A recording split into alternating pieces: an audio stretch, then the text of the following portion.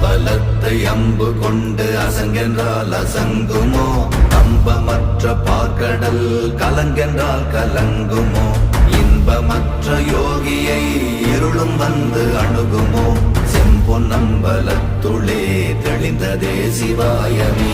ஓம் நமச்சிவாய ஓம் ஓம் நமச்சிவாய ஓம் நமச்சிவாய ஓம் ஓம் நமச்சிவாய ஓம் நமச்சிவாய ஓம் ஓம் நமச்சிவாய ஓம் நமச்சிவாய ஓம் ஓம் நமச்சிவாய.